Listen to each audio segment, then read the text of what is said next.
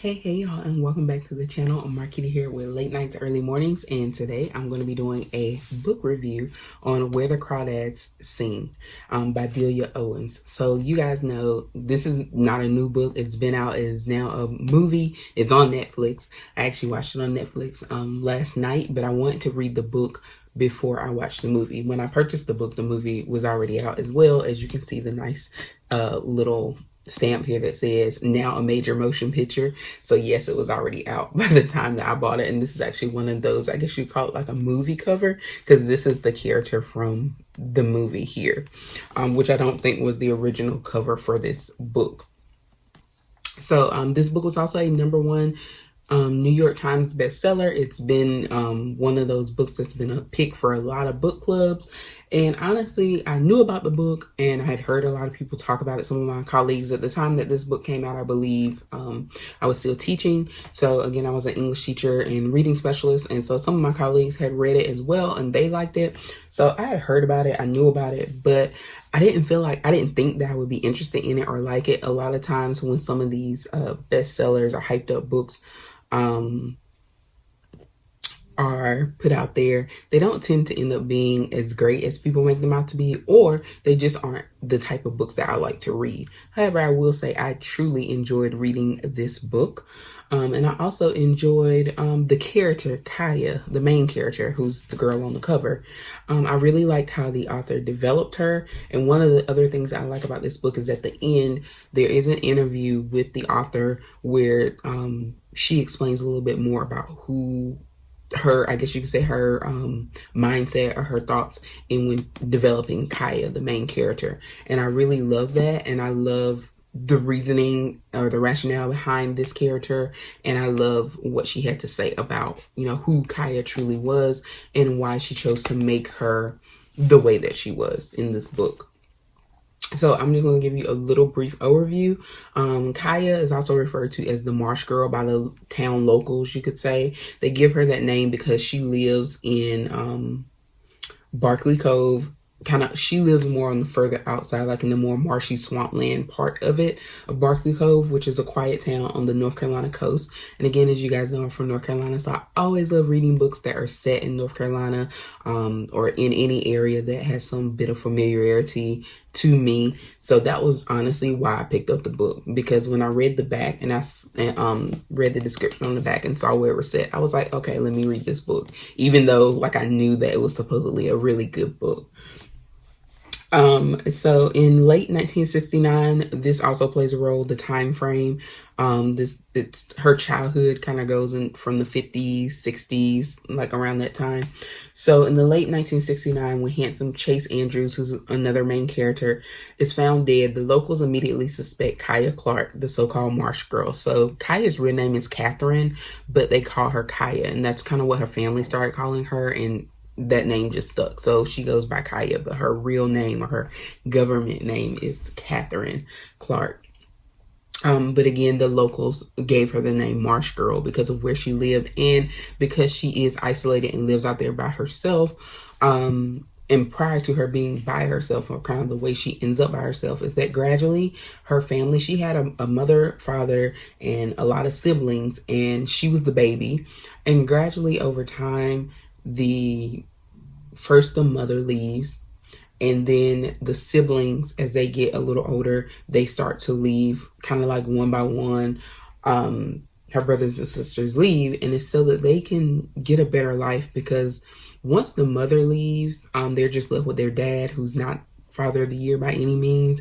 And so imagine like kids growing up in like very poor, what would now probably be like considered rural areas with no real resources. They didn't have a lot of money. They were poor.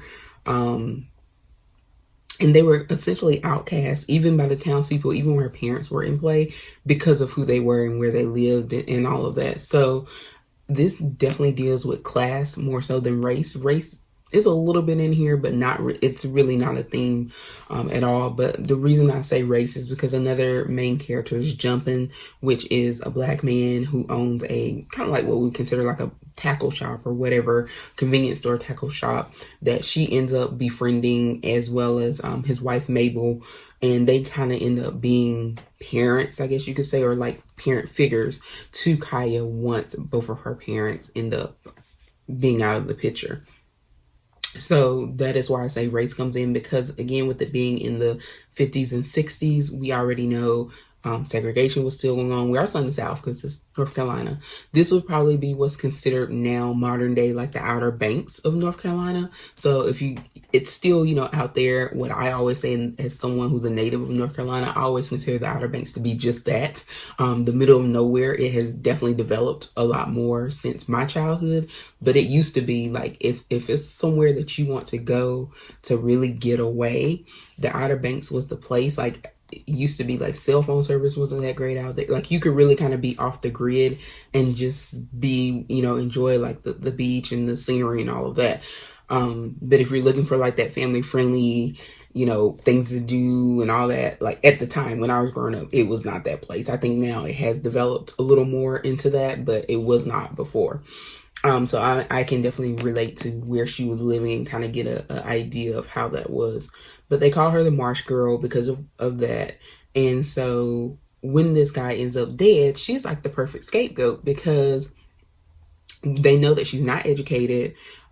She doesn't really know anything about, if somebody was to accuse you of a crime, first thing most people would do is try and get a lawyer. She doesn't know that process. She doesn't know what her rights are. She doesn't know how to say, like, I was here, there, how to kind of prove the fact that she couldn't have done this or that she's innocent. She doesn't know how to get all that stuff together, and she, again, on her own. And then she also doesn't have the money or the knowledge to get a lawyer to do that. So, she's like the perfect person to accuse. And so people become convinced once it kind of gets out there and people start kind of thinking or making her a suspect, then it's almost like, again, guilty until proven innocent, because they're like, oh yeah, it had to be her, because she's this outcast, and they've already given her this reputation of being this kind of crazy weird girl. They don't know her at all. No one's ever really taken the chance, except with the exception of a couple people, outside of Jumpin' and Mabel. Only a couple other people her age took the chance to even know who she is, talk to her, interact with her. So they don't know anything about her. So they make up all these horrible things about her being, the Marsh Girl, because they try and say she's almost like a creature, more so than think of like, a swamp thing or whatever, more so as a human. And in reality, all she is a little girl that got left behind, in terms of like, abandoned. She was an orphan, and she was left to fend for herself, and that's who she really is. So some of that does play out in the book,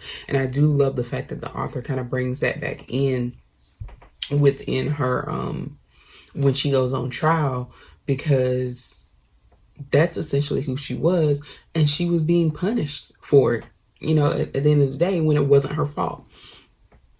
So because she was different, because she would be what some people consider weird, she wasn't socially, I guess you could say, adept, like, because she wasn't around people. Like, she wasn't socialized. So how does she know how to act around people if she's never been in school, if she's never been somewhere where people taught her like how to conduct herself in social situations? She doesn't know. So, but again, she was punished for that. And so that comes to light in her trial too. So I love how that plays out as well. And I loved, even in the movie, how they emphasize that. And also the author talks again about some of those, some of that and how that ties in. And as a psychology major, I'm just like, yes, I love the connections. But I think that you can't help but like Kaya. Of all the characters, and there's some good characters in here as well, but you can't help but to really admire Kaya for so many different reasons.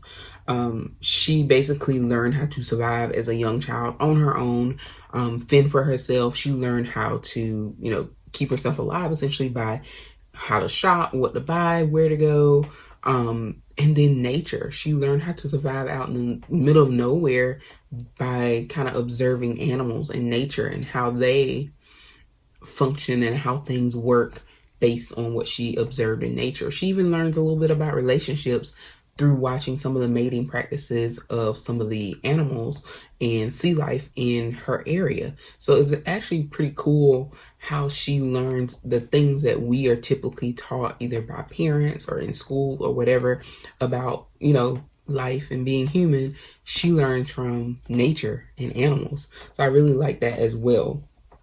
And being someone who's a lover of the beach and animals also ties in. So then it also talks about the fact that two young men from her town become intrigued by her wild beauty, because isn't that like anything? Like, men want what's considered the forbidden, because she was different, because she wasn't like the other girls. The other girls, again, thinking about this time frame, so we're mostly talking about like probably middle class, upper class, like white girls who were the prim and proper ladylike girls. And you know how people were raised thinking about, like, in the 50s and 60s, like what was considered acceptable or what a woman was expected to be, or how they were expected to behave. And Kaya is none of that. And that is the beauty in it all, is that she isn't like the other girls. And so of course that's what draws, men, as always. Story from the beginning of time, why they're attracted to her. Although yes, she is also an attractive girl. But with that, you have, I would say, without giving it away, I would say one attraction, while both of them do center around the fact that she is different, I would say one of those attractions is more of a genuine, I like you for the person that you are and because you're the person you are, versus the I like you because you're kind of the forbidden fruit type person. So the intentions there are not genuine the way the other person's intentions are. So I would say that would be the difference in the two love interest attractions that she has. So at the end of the day, I would say I would recommend this book. I definitely enjoyed reading it. The movie, not so much. I didn't hate the movie, but also didn't love it. If I didn't read the book, a lot of what I think was really good background that kind of gave the depth to the story and also to the characters, like to Kaya, I think that was lost in the movie. The movie kind of, it's kind of written out in the here's what's happening. It starts with her being on trial for Chase's murder, and then it kind of jumps back and forth between the actual story, like our background story, to how kind of she got to that point. But you get mostly the snippets, like the highlights of those pieces, which are also in the book. But I think that the book just gives you so much more detail, which is not unusual for when books become movies. But I feel like the way they did this, they cut out a lot that I think would have made probably a longer movie per se, but it also would have been, would have given people who haven't read the book and don't truly understand Kaya's character, I think it would have gave a little bit better insight into who she was and why that was so important to the story. But again, overall, I would definitely recommend the book. I'm not saying you shouldn't watch the movie. I think if you read the book, you can definitely watch the movie, and it is enjoyable. It's about 2 hours long, even with that. So that may be why they just had to pick and choose. You get the gist of the story. Especially having read the book, I can definitely say that with the movie, I do understand, put the pieces together and understand. But I think the movie, doesn't necessarily leave you with the same perspective or outlook from Kaya's eyes as the book does, versus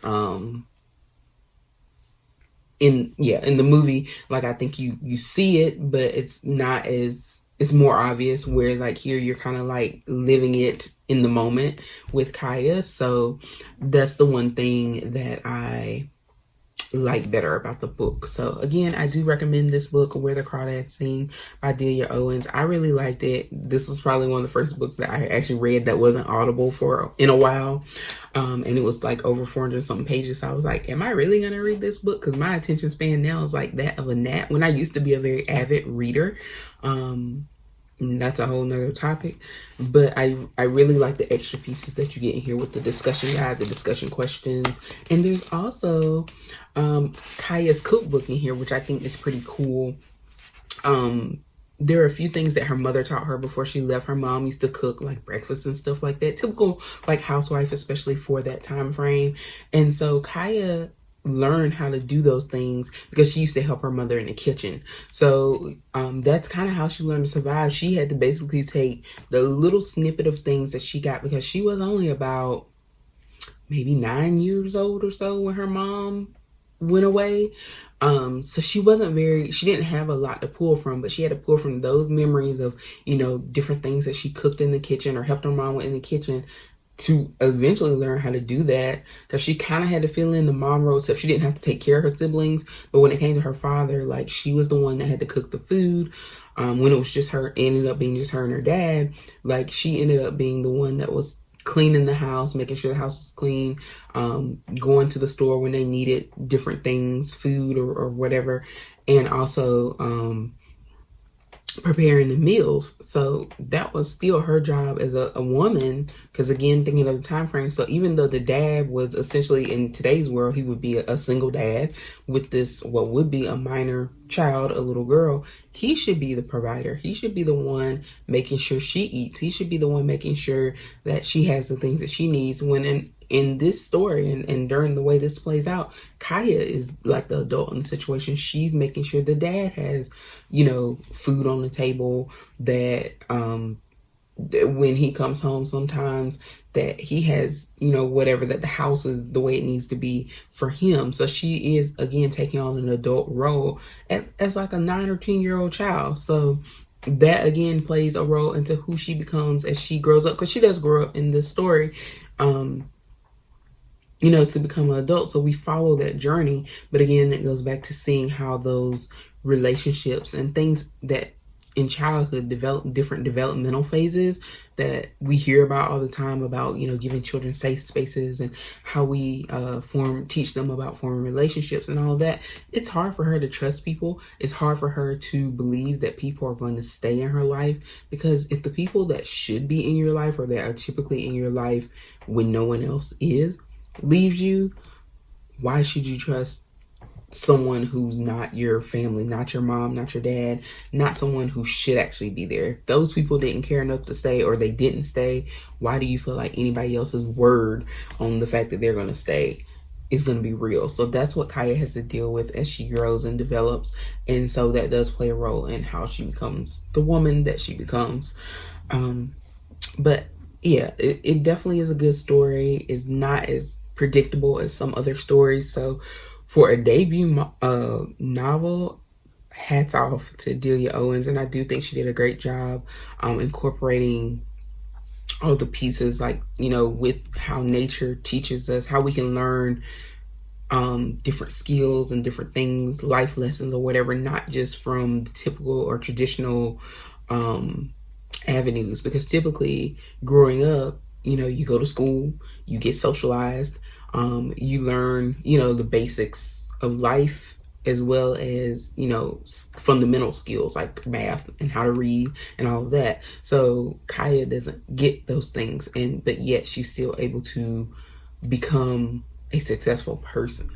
So I love the way that played out, and I love how it talks about, those different avenues and how people can still end up with some similar endings or conclusions, even when they don't follow or go on the normal or typical route. So I do love how that is shown throughout this book as well.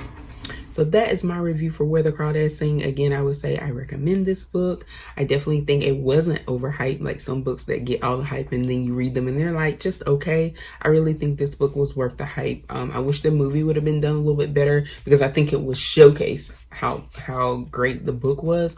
But all in all, I do think the book was decent. I mean, not the book, but the movie also was pretty good. And again, it's on Netflix. I just watched it last night. And like I said, I liked it. I thought it was okay, but I definitely enjoyed the book better.